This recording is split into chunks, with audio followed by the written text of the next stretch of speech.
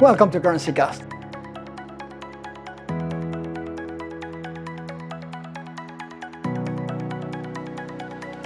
What are the main currents in treasury technology? And how should you, as a corporate treasurer, make decisions regarding your investments in treasury technology, especially when it comes to foreign exchange risk management? Welcome to CurrencyCast. My name is Austin McKinley. I'm the Senior Financial Writer at Cantox and your host.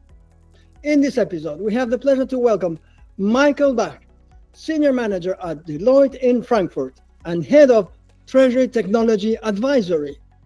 Michael, a warm welcome to you and thank you for joining us in this episode of CurrencyCast. Thank you, Augustin, for having me and looking forward to that interesting discussion today. All right. So let's start, as we do always, by giving you the chance to introduce yourself to our audience. Okay, happy to take the baton here. So a brief introduction from my side. Augustin, as you already said, I'm leading the Treasury Technology Advisory piece. What does that mean? So that's the part that we are looking from an end-to-end process on treasury processes with the clear focus at mostly step 1 or 2, you will end up with a supporting system. So that means looking at the treasury processes and defining the correct, maybe replacing, maybe acquiring the new treasury technology, which supports treasury teams to deliver at let's say, at the most automated and most efficient way. So that is the part I'm doing. And what do I bring to the table?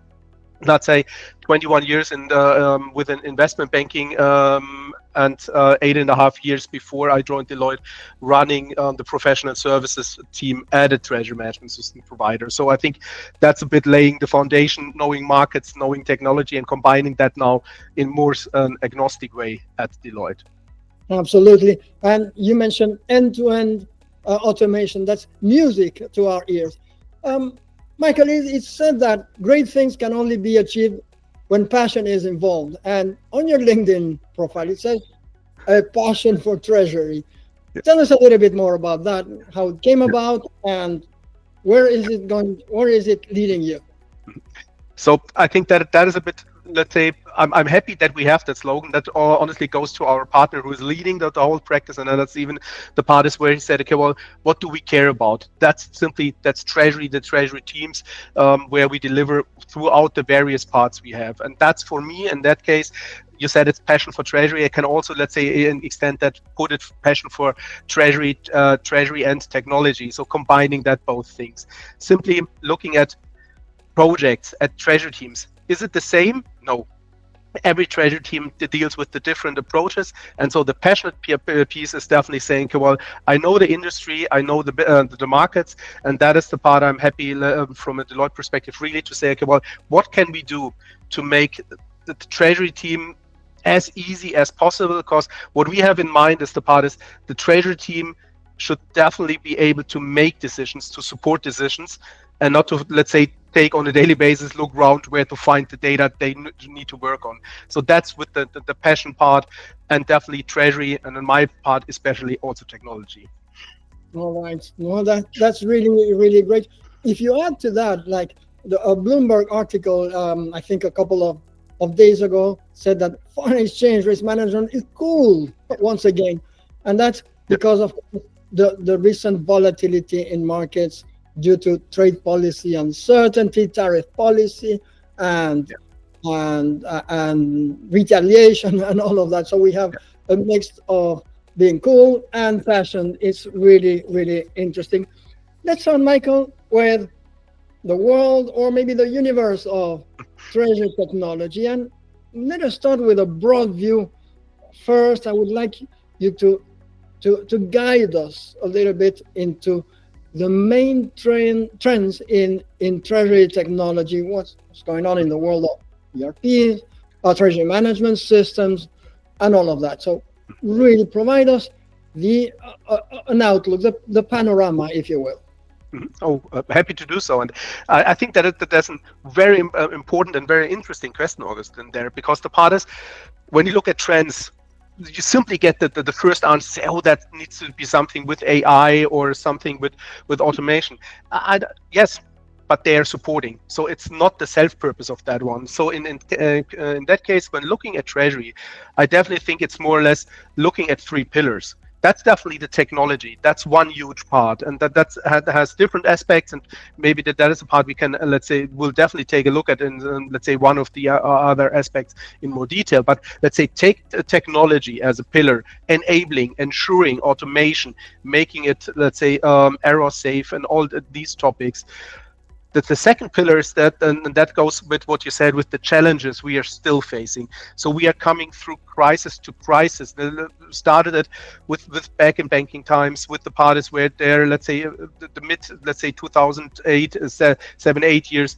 Then we had Corona and all the parts. We never went out of crisis mode. Now you were dealing with the tariffs and all the parts. So there's one, that the second pillar is really about cash and liquidity, knowing simply what's in there. Because what I often say in that case is definitely I regard Treasury as a last line of defense when it comes to corporate liquidity. That's the ultimate decision. So you need to know your positions, and that is exactly facing in what you said in terms of when looking at the FX exposure, the FX importance.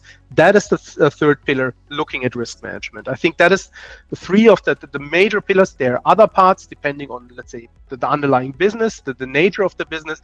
But what we see in overall in our projects, we will tackle all these three pillars at an even stage, or let's say if Treasury Technology needs to involve further.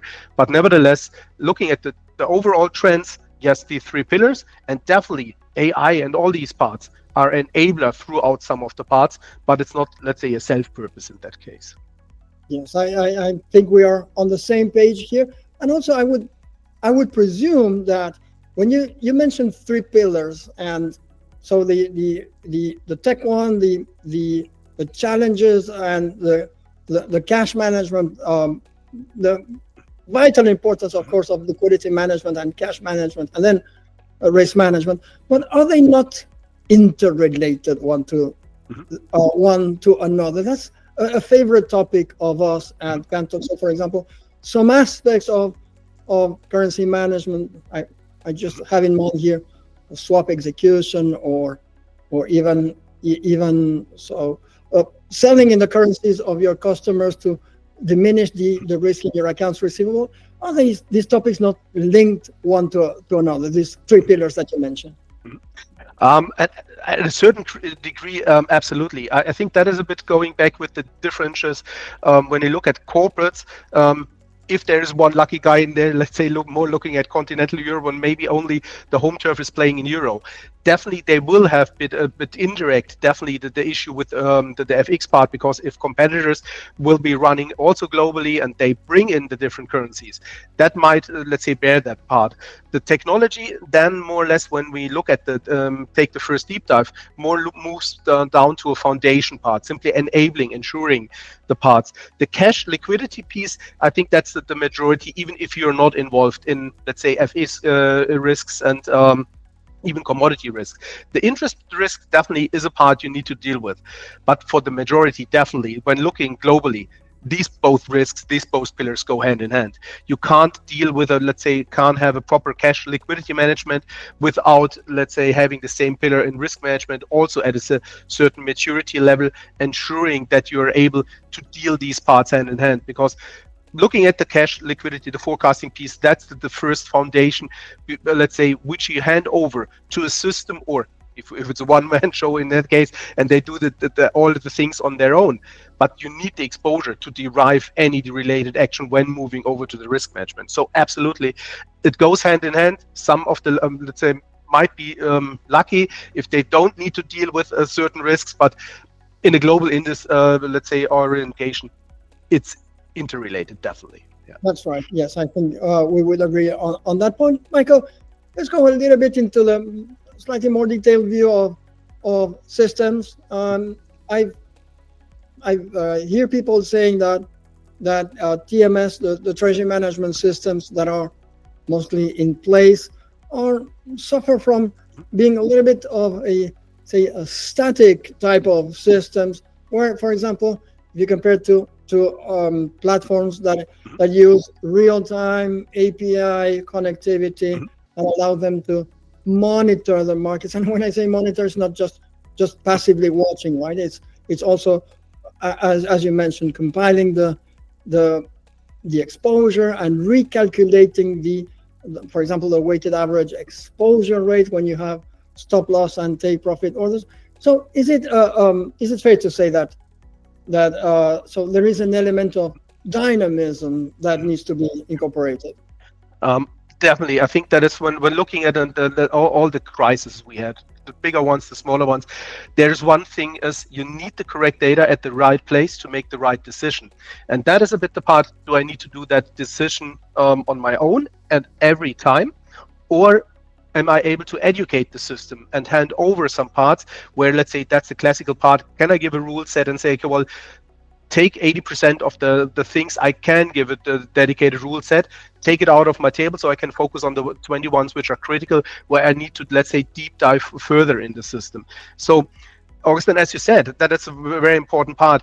Sometimes when looking at the overall space, when you look at all the treasury management systems globally, the part is simply the question, where did they originate and how did they develop and how will they develop? That's a bit the part. So some, yes, definitely might be a bit more static in that case, and some might have, let's say, okay, well, we are focusing on cash liquidity, maybe we're only taking monitoring positions or recording positions, but we are not actively involving. And I think that the part is, where do they develop? That is the part where some treasury management system provider might switch to the part saying, okay, well, we need what you said to hand over the treasury teams a more active decision part. But it's a question also on their side, what's the type of investment they need to go? And maybe isn't it better to, let's say, take out the look at the market and see what's out there? What's trading platforms? What's really integrated platforms which offer these modern technologies already?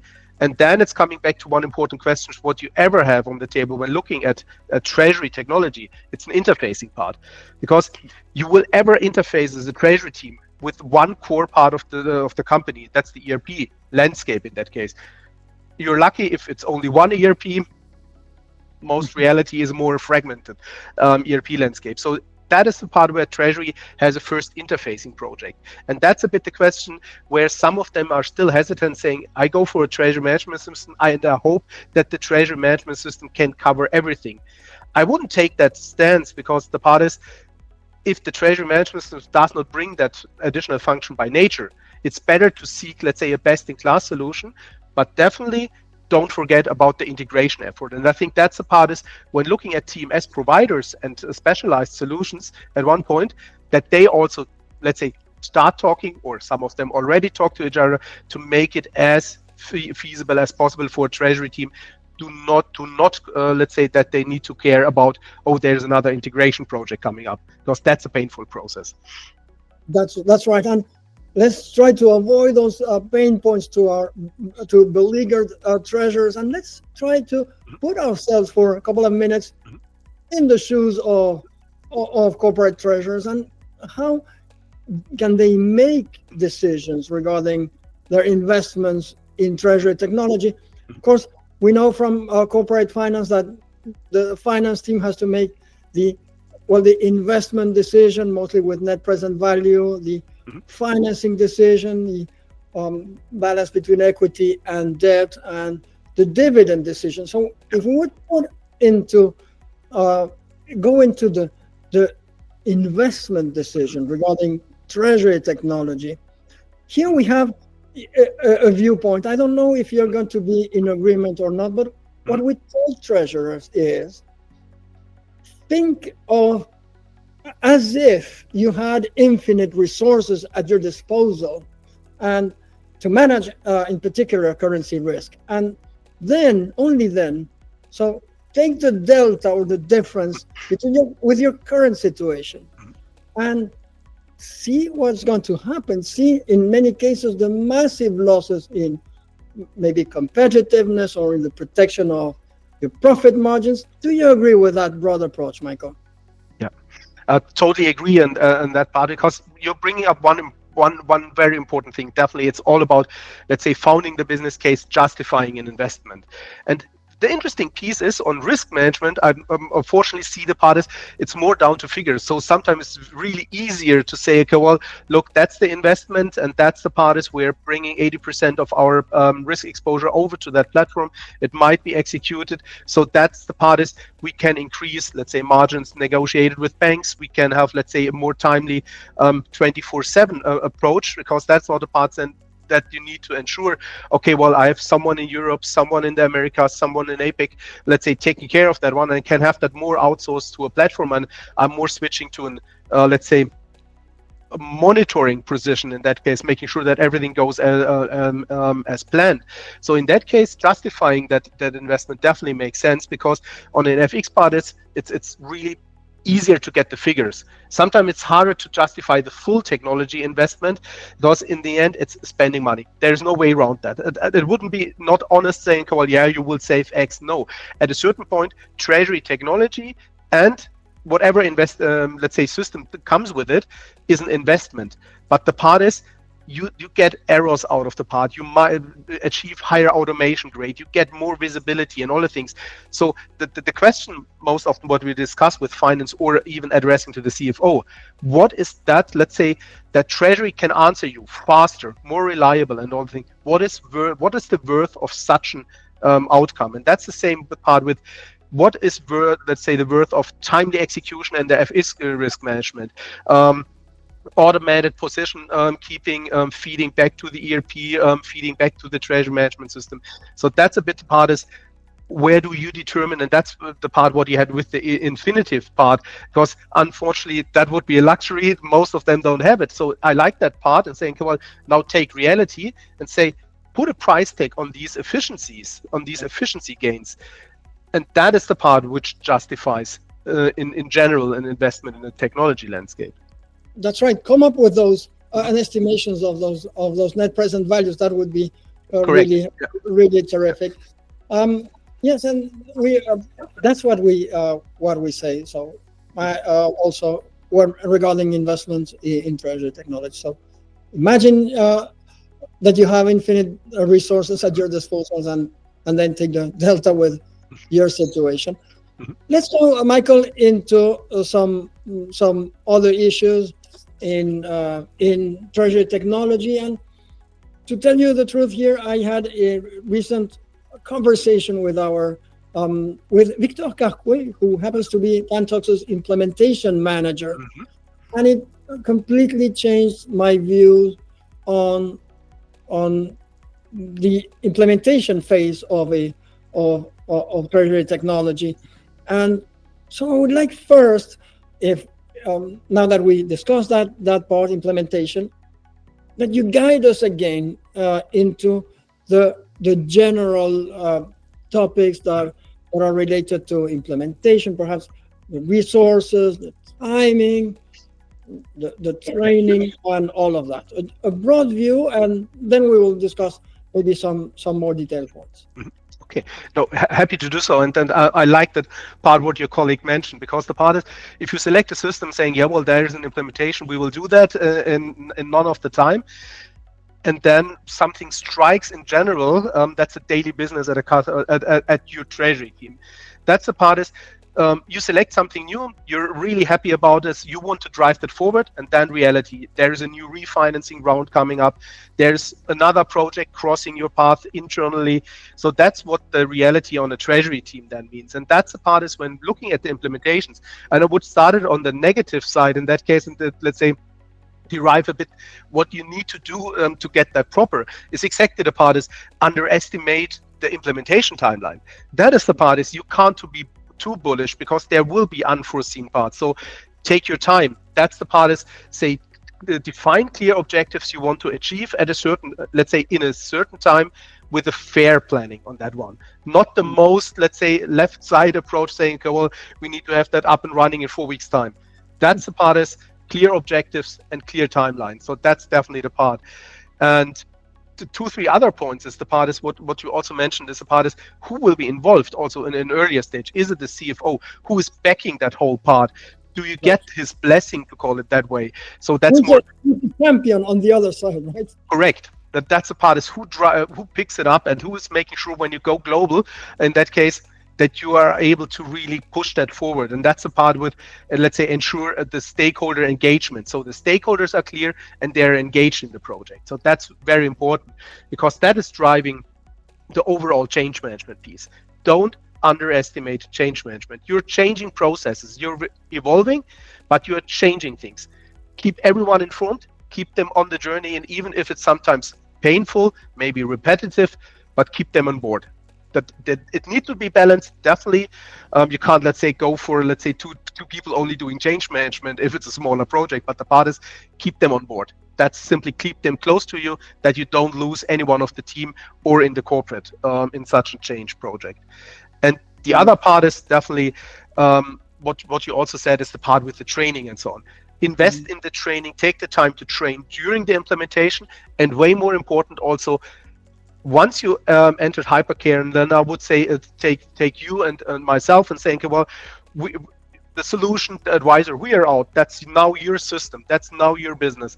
So that's the part is, do not underestimate the part in investing in training once the vendor and the advisor you might have had in the project are out, because the ultimate goal for I think for both of us is create that solution, make it work, that is really fitting on the corporate's needs, but on day X we hand over the key and it's their solution and they need to be 100% happy, saying, okay, well, we can maintain it, we can train it, and we can run it. Absolutely. Look, that part of on-the-job training and implementation going hand in hand, that was brought home to me again by our implementation manager, Victor Capueses. In fact, and it was a bit of a surprise at the beginning, but when you are implementing, say, for example, foreign exchange risk management or hedging program to protect the budget rate, well, it turns out that even members of the treasury team were not so sure on how to create a budget rate. Where do you take the spot rate? Do you use the forward rate? What are the markups? Where do you set your stop loss and take profit orders? All of that. So there is an element on the job training in the implementation process. I found that really very, very interesting.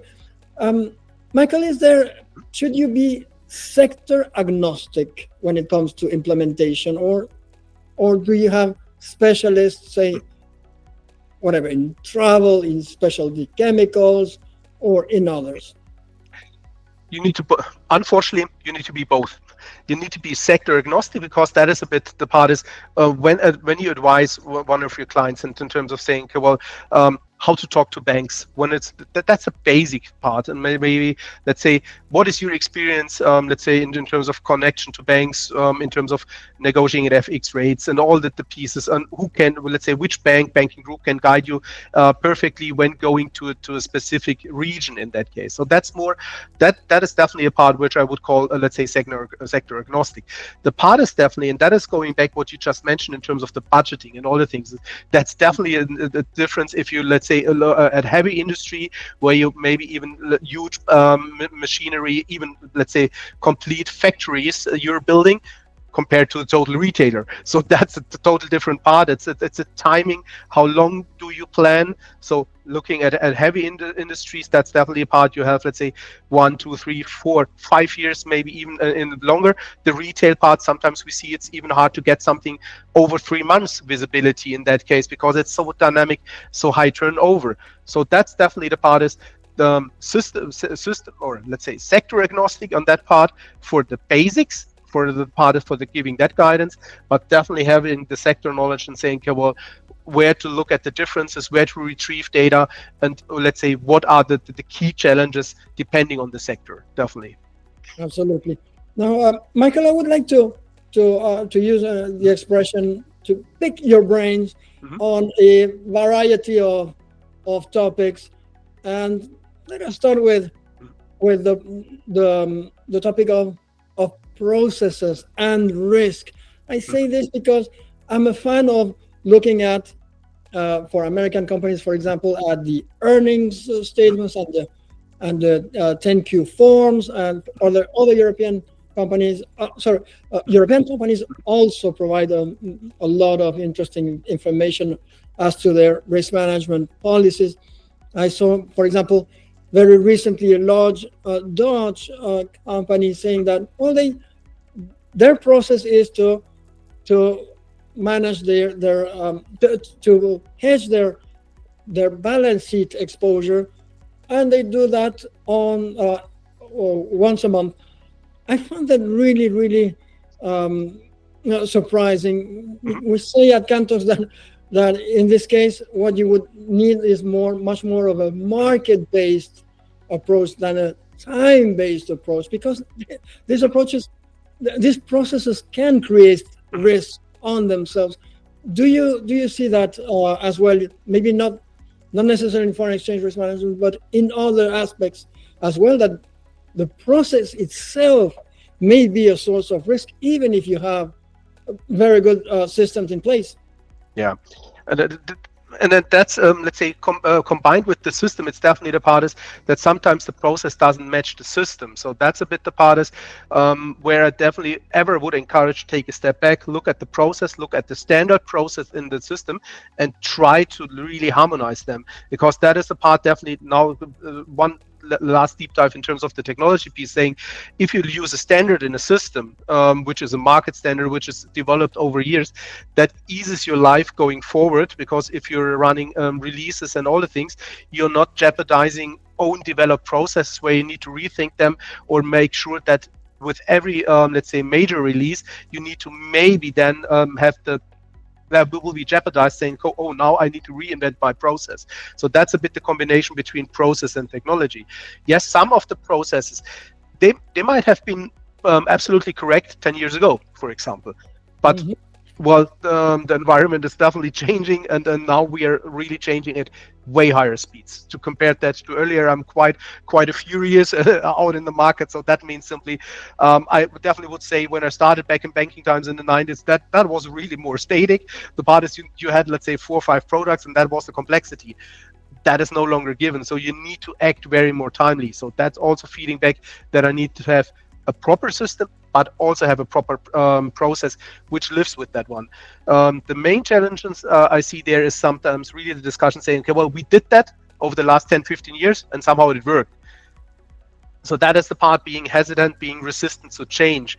That is sometimes, for when we talk to the treasurer, one, let's say, of the biggest parts, even in the team itself, saying, okay, well, we need to change, we need to evolve.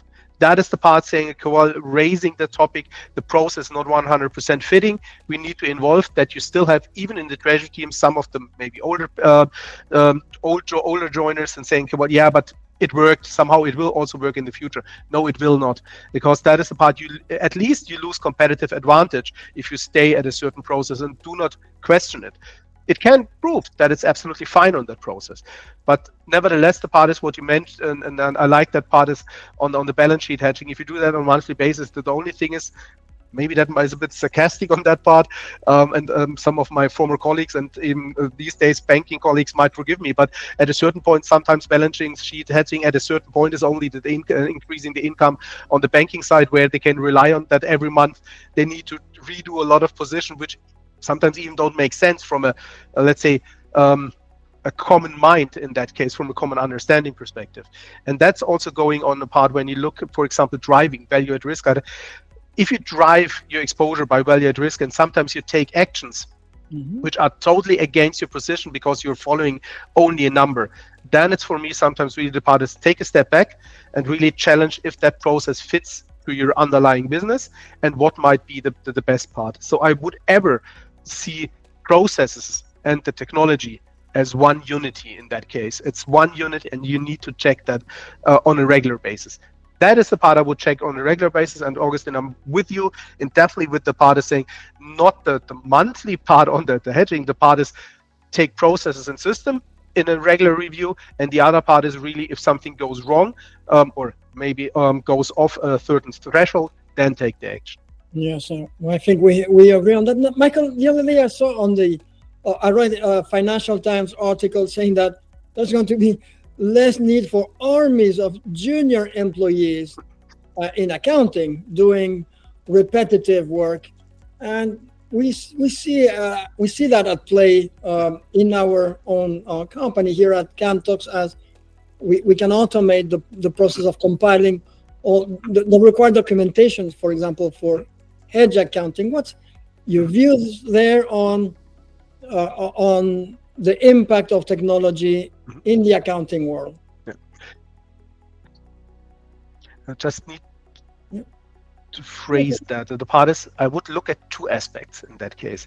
I'm totally with you in terms of when looking at the junior, or the part is, what I most often say, that's in the tech industry, that's really a part is when you look at automation, all the things, get the robot out of the human. What is a click? What can be automated? Should be automated.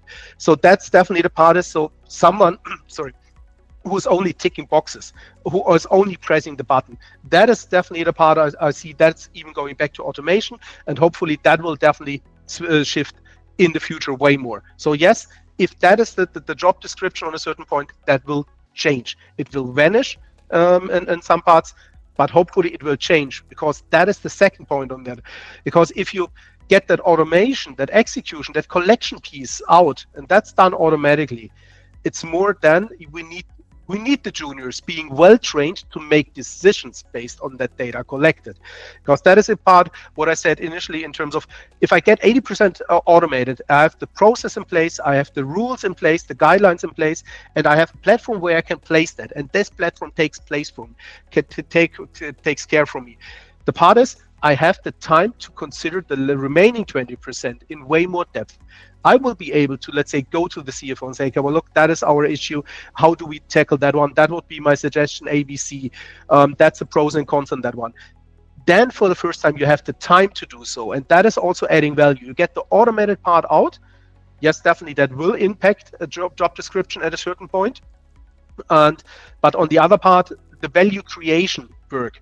And that's also going back to the platform, because I don't want for the remaining 20% to pick up the phone and call the bank. No, that is where I also would say, okay, well, I need a platform to be able to deal the automated piece and to go as manual or as individual as possible in one central place. So that's my two parts on that one. Yes, totally agree with that article. That will vanish. That will change in a lot of industries, but we definitely need to make sure that we educate our juniors and give them the chance to learn. Yes, sometimes I learned that back in banking time, saying, hey, well, yes, there was a clicking in that case. You get to know processes in detail. You will not need that in the future.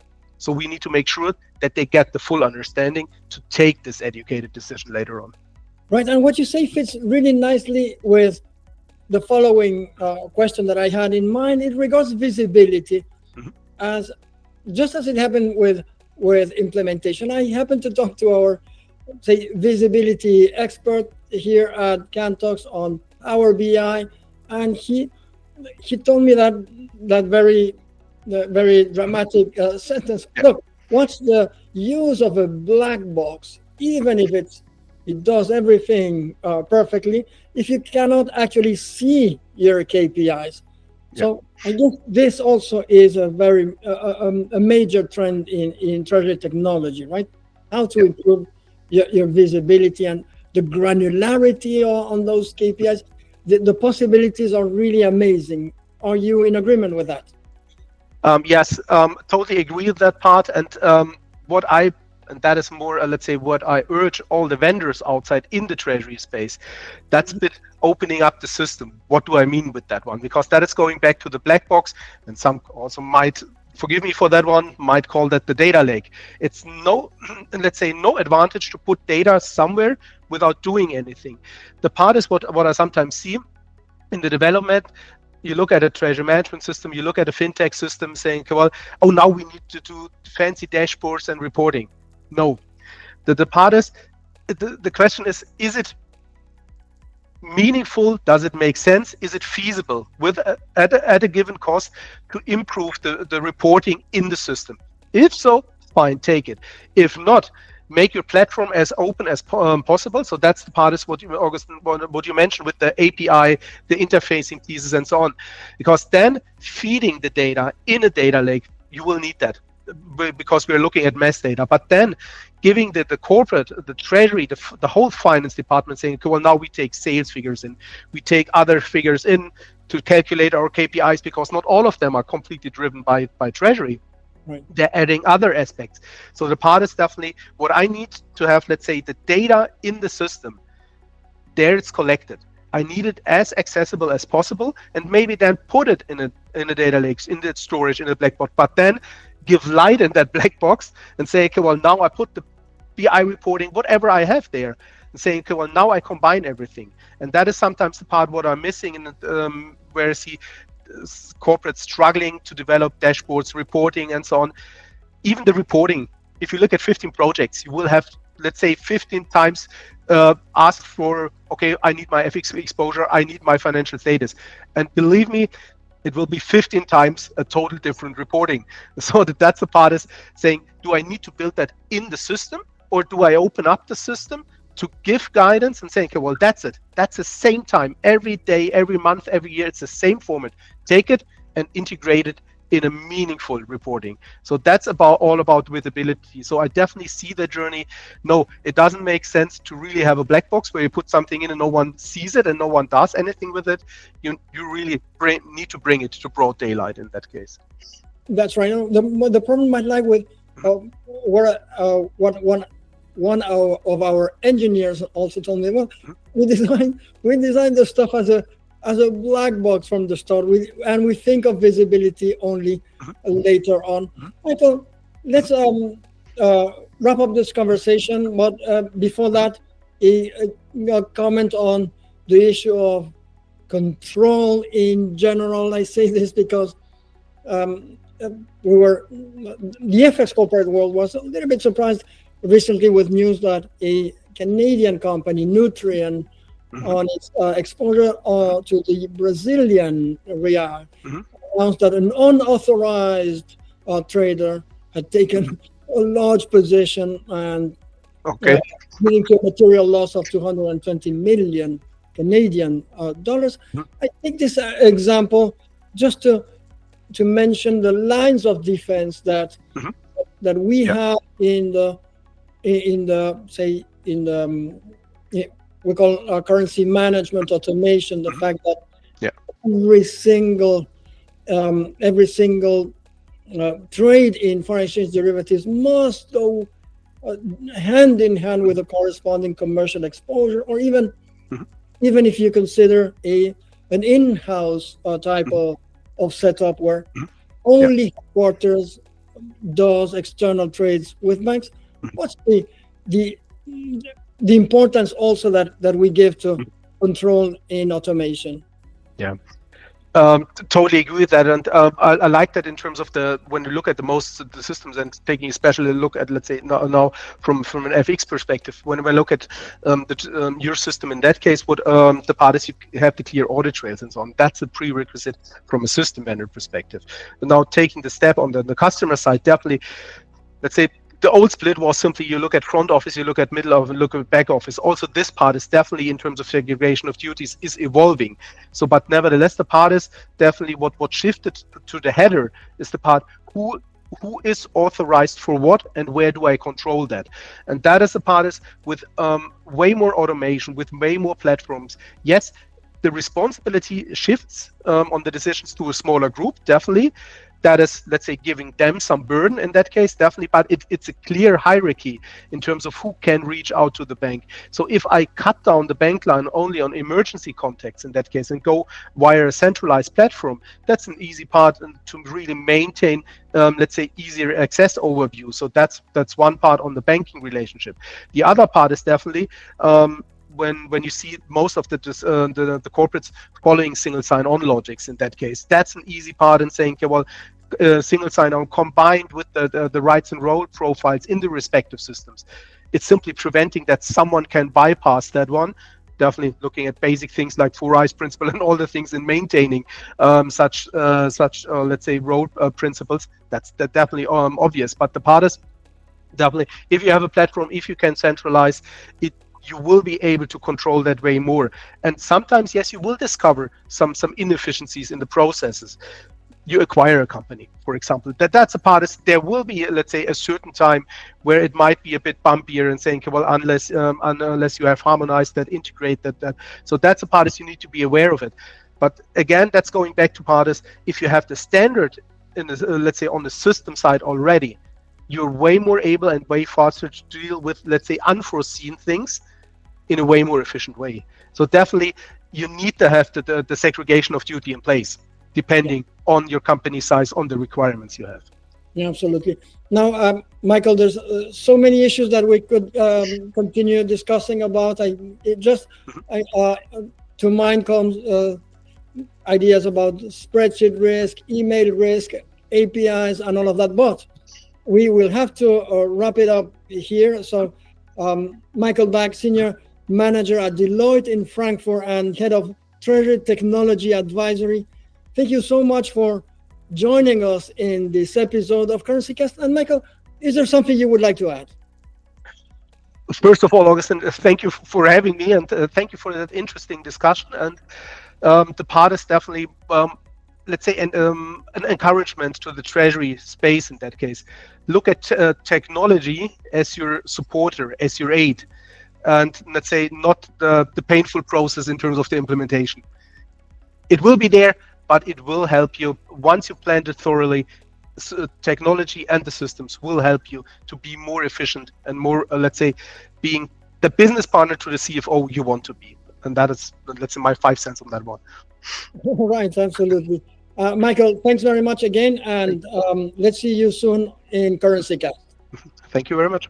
Have a good week. Take care.